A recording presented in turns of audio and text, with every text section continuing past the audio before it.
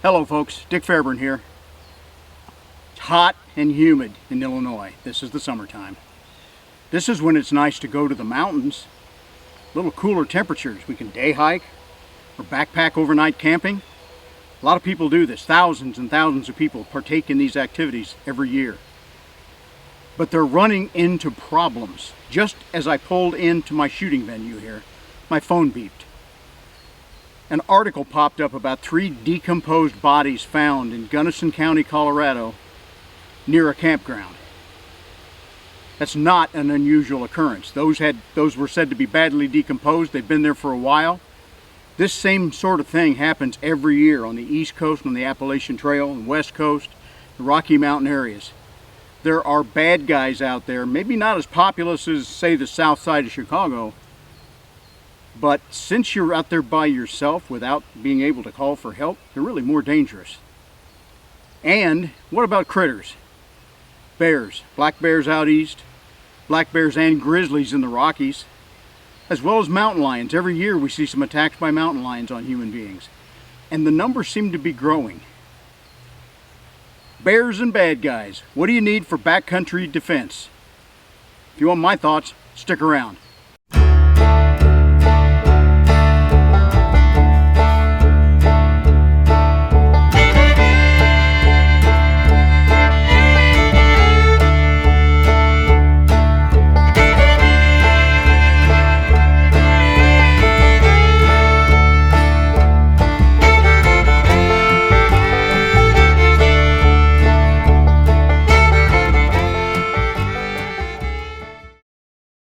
Okay, this will be some live fire drills. I got a chest rig here. It's not the best. Wouldn't work real well for backpacking, but the pouch itself could be rigged to be a really good chest rig for concealed carry. And you're going to be able to put probably a full-size 10mm, full-size 1911 pistol in 10mm, or whatever caliber you wanted. You could probably put in here pretty easy.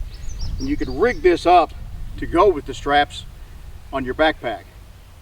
For those of you that make backpacks out there, why don't you put a couple of clips down lower, and that way a pouch could be rigged to snap in across those shoulder straps on a backpack. Wouldn't take much to put this nice little chest pocket on here.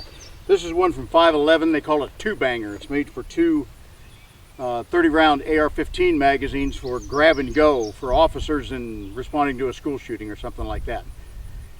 I also wanted to mention, yesterday I talked primarily about 9mm, 10mm, and 45 handguns. A 40, which I don't use very often, will fit right into that.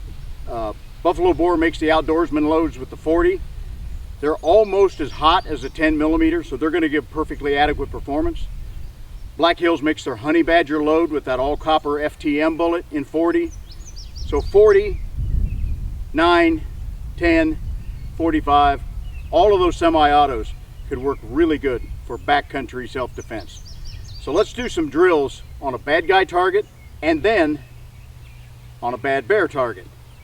And I'll cover these up with different colors of pasters so you can see that this is a full-size 9 and then a micro compact 9. And also throw in the compact 45.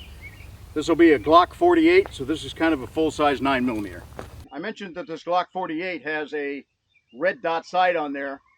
It slows me down a little because grip angle is different from my normal 1911. I'm learning this pistol, so I'm probably not going to give the fastest shots with this thing.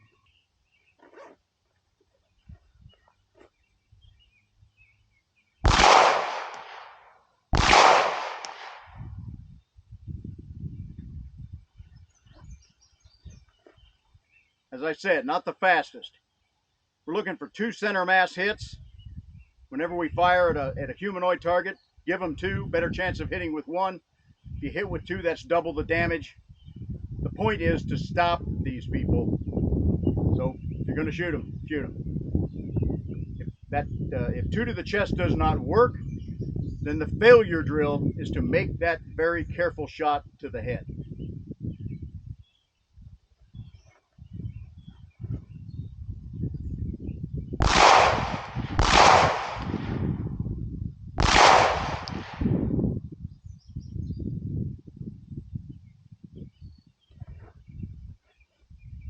Okay, pink will be my full-size 9mm groups. And as I said, these are kind of slow. I'm just in the beginning stages of trying to master this red dot sight with no sights. Slick slide.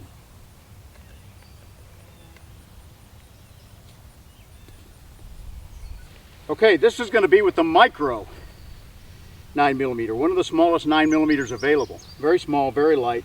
In fact, it would even fit in the very small front pouch of this. But there again, you should be able to find pouches to fit. Backpack manufacturers should make pouches to snap in this chest location and let you carry concealed. Now, when I pocket carry, this goes in a pocket holster. This is kind of a grippy material that sticks to the inside of your pants pocket, lets you draw cleanly. I say this every time I do it because it's important to understand. When you draw from one of these, this is a Sticky brand holster, there are others like it. When you draw from that, it's fairly fast, but it's got to be slow to reholster. Do not attempt to reholster this with the holster in your pocket, especially with a striker fired pistol like a Glock, because there's a chance you could get an unexpected loud noise. So holster out here, then repocket. Okay, this is not going to grip really well in this pouch, so I'm going to go without the sticky holster for now. But you should not carry in a pouch like this without some kind of trigger guard protection. A sticky holster that will stick in. They make, I have some with Velcro on the back. They're made for carrying in a pack, so you can Velcro that holster right in there. It's protecting the trigger guard. Not so important on a 1911 style pistol that's cocked and locked. But with any striker fired pistol, the XDS I'm going to use in a minute, the Glock, if anything were to get in there, even from the outside, and poke into that trigger guard, you could get a round to go off in a negligent discharge. So use those sticky type holsters. There are Kydex mini holsters that will just snap over your trigger guard and just protect that sensitive area. And they go in with a string so that when you draw, it automatically pops that off of your trigger guard and you're ready to go. The holster, you snap it back on, put it back in the holster. So I'm cheating on safety because I don't have the equipment. I don't carry this way, so I'm not rigged for this way. But protect that trigger guard when you're carrying in a pouch, belt pouch, however you're doing it. So this is a Kimber Micro 9. Smallest 9. Can I deliver the hits I need, bad guy or bear, and put them down? All right, once again, the smallest 9mm that you can carry, but with the right loads, you can probably get the hits you need, put a bad guy down, put a dangerous animal down.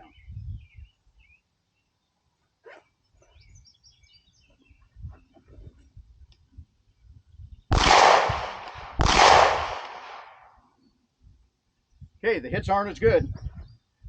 Slow down with that red dot, I can really put those pairs in there. And again, a failure drill.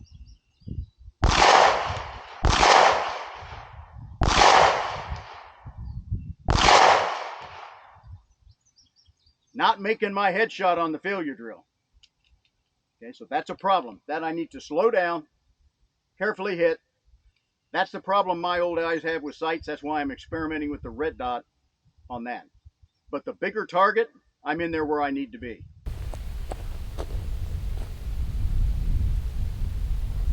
Okay, with the Micro 9, we're going to use orange stickers.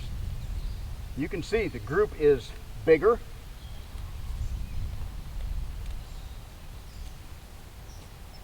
You're going to see on the bear target, it's going to be within that desired zone. But that final brain shot, I fired two. One, I'm not sure where it is. One's over here. So with the small pistols, you need a lot of practice to be able to deliver that. Younger eyes that can focus on the front sight are going to help that immeasurably. And I mentioned that calibers bigger than 9 can be had in these small pistols that are going to be fairly lightweight and easy to carry. This is the Springfield Armory XDS. I have it with the 7-round magazine for a little bit more firepower, plus a little bit more gripping area. Easily fits in this pouch. Okay, this is Springfield Armory XDS 45. Same distance, sights, May not have the precision I need because it's just real tough to focus on the sights now.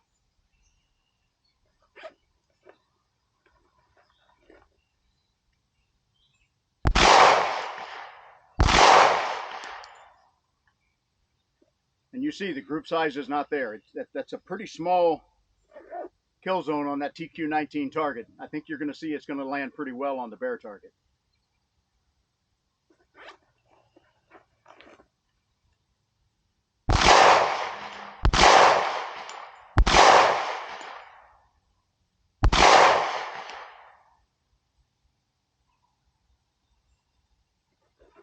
And while he talks a good story, the presenter here is not shooting to measure up. Okay, we'll cover the 45s with green. First two, not in that kill box, but pretty close. Good enough for government work. Second two, in the box. I slowed down just a little bit.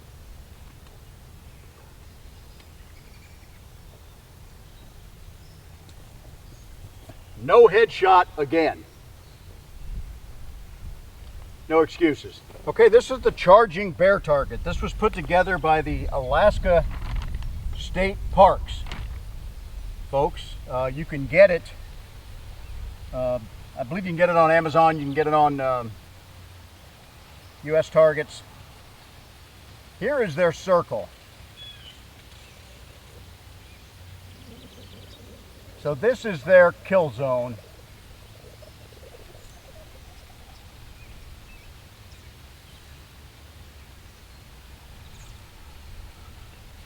As determined by people who do a lot more work with bears than I ever will. That 98% success rate that I found on AmmoLand, you're going to get a hit in there with a 9mm or above. Even if it's not in the central nervous system, chances are that bear's not going to want to fight anymore. Now, as I said, some people in that 98% success, they were injured. They were bitten and chewed up until they got enough rounds out of their sidearm to do the job. But if you can land one in there, one of the first rounds you fire at a charging bear, a bear facing directly into you, I think you're going to stand a pretty good chance of deterring that. The actual kill zone, in my opinion, is going to be here.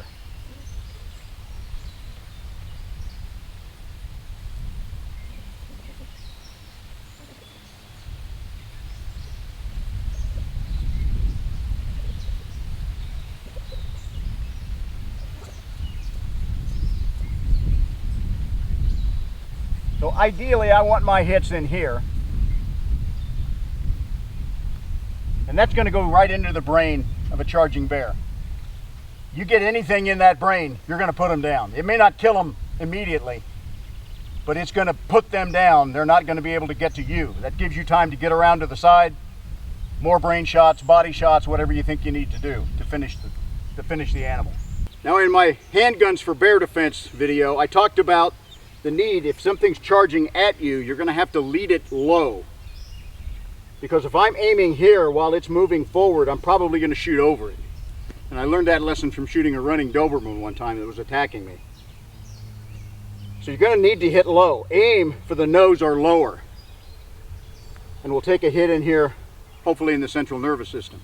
Comments on the other video, a lot of people said, well, instead of leading it low, why don't you go to a kneeling position?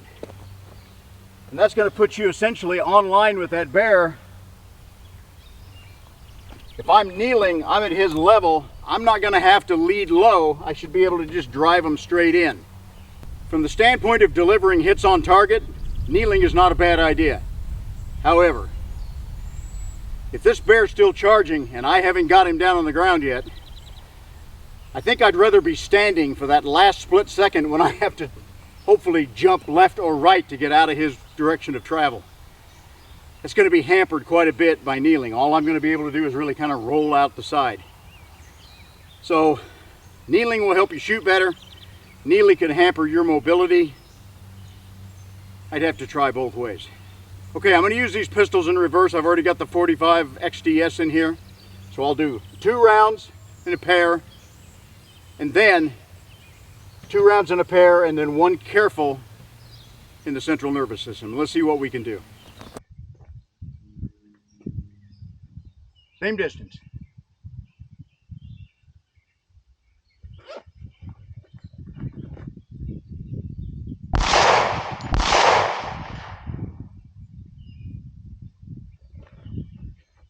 And on a bear, I'm probably not going to fire just two. If I'm going to open fire on this bear that's coming my way, I'm going to keep firing until either the bear is down or I'm out of ammo. But here's the same drill: two faster shots and then a careful central nervous system.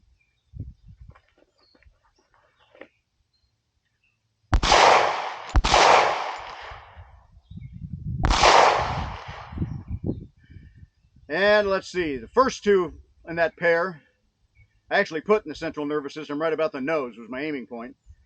The one I intended to put in there is just slightly out to the left. So we're going to cover these stickers again with green for the 45.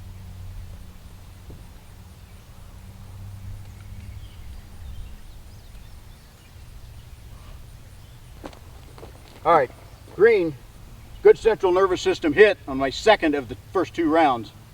Third round, kind of close to the line. I think any of those five are going to deter that bear pretty well. Okay, this is the Kimber Micro 9. A pair, and then 2 rounds plus the central nervous system follow-up.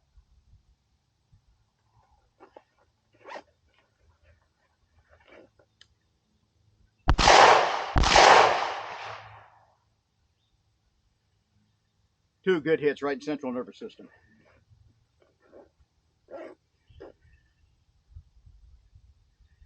Now 2 and 1.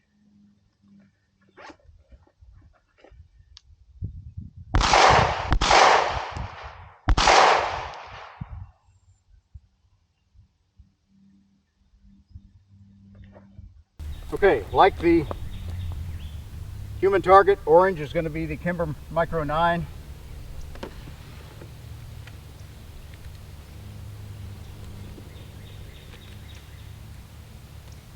If you look close, this is a double. So I will go ahead and put 2 pasters over that to show that they're 2 shots sharing that same hole. So there's 5. Those are all central nervous system hits. Any of those should kill that bear on the spot. This is the Glock 48. Same physical size as the Glock 19 with fewer rounds. Probably a little slower here. I'm trying to get used to this red dot sight. 2 rounds.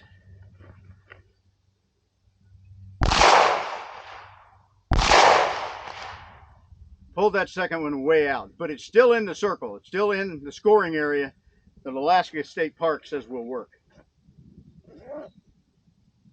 First one, central nervous system. Okay, 2 fast ones, 1 careful one.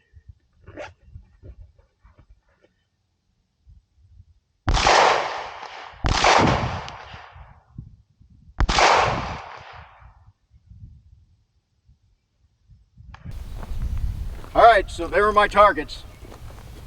A pair, and then a pair with a central nervous system shot on the bear. All but 3 of those in there. And the orange is that micro light, that Kimber Micro light. Heck of a nice group right there in the central nervous system. Here, I did not do as well with the Kimber. Didn't even make a headshot with that. Made my headshot with the full-size 9, didn't make it with either the 45 or the Micro 9. A little more care and a lot more practice would make that happen at this distance pretty easily. All the rest of them are pretty good center mass hits, and I can cover that with my hand. And if you can see here, if I'm centered on that circle, I'm pretty good shape. If I'm a little high, the majority of them are going to go central nervous system. Now, this is static firing at a static target. That's not what you will be experiencing in the field. To truly practice this, you need a target that's charging at you. That's going to make you shoot low if you're standing. It will let you try kneeling and see if you can get out of the way if you have to. When I was with the police academy, we decided to put together a tooler drill practice. Tuller, I don't remember his first name, he's a Utah police officer. He did a study of knife attacks over a number of years. And he came up with what he called the 21-foot guideline. If a man with a knife is 21 feet from you or less, he can probably reach you before you can outreact him with a pistol and put him down. So now the courts have pretty well accepted that anyone with a knife, he doesn't have to be in contact range with you. If he's 21, 22 feet away, you're justified in firing because he is an immediate deadly threat to you at that distance. So what we made was a steel sled with a target frame. And we placed a silhouette target about 25 to 30 feet from an officer. And we had it move not directly at him, but in the lane next to him. So he could start from both the holster and then start from the ready position. And what we did was tie a 50-foot rope to the sled, throw it to another trainee, and have him take off running as fast as he could. So he's pulling this sled with a target at the trainee pretty fast. Maybe not as fast as a bear, but pretty fast. And they had to see just how quickly you had to get on that target and unload some ammo to stop this person charging within that 21-foot distance. I saw some guys in Alaska guys that have YouTube channel, they rigged up a sled on snow and towed it with a snowmobile, drawing that target at you. And they made a pretty fair number of hits on it. So I'm going to play with that idea. I'm going to see what I can come up with for a charging target. And if I'm able to develop something good, I'll cover that in another video a little bit farther down the line.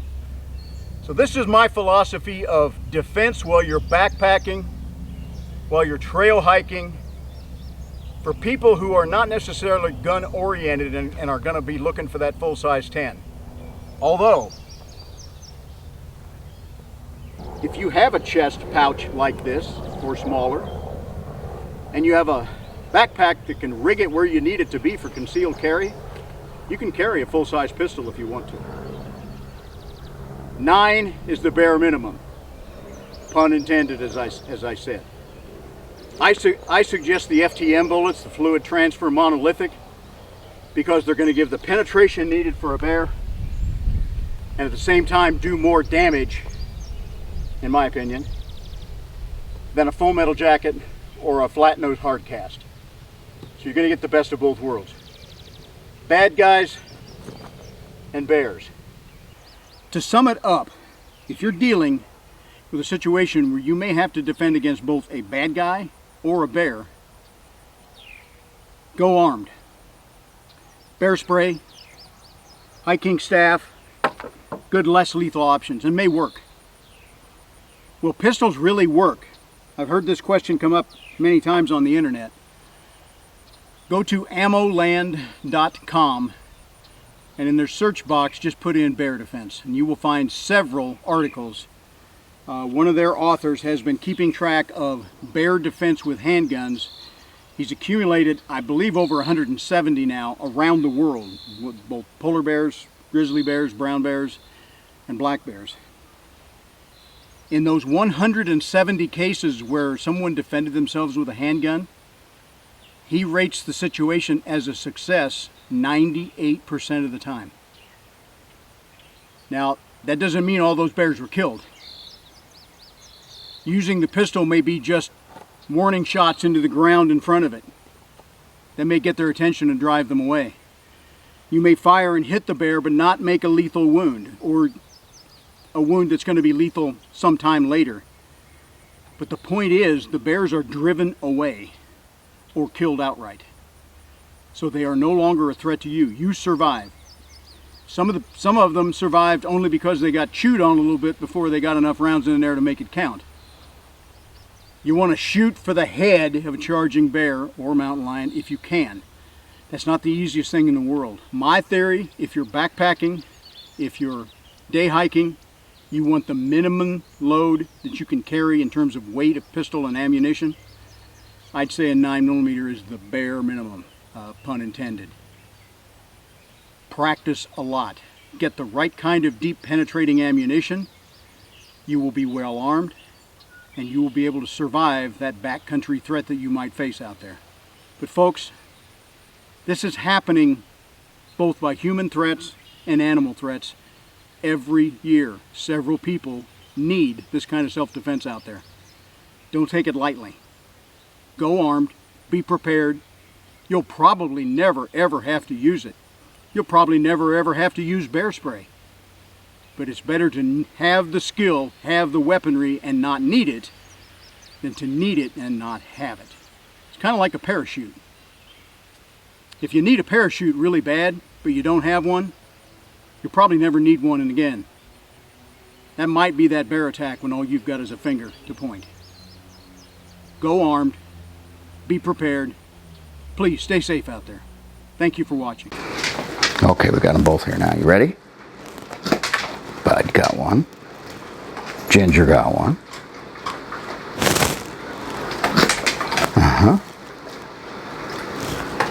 Oh, she missed it. She usually gets them, doesn't she, Bud? Okay, girl, last one. You ready? You ready?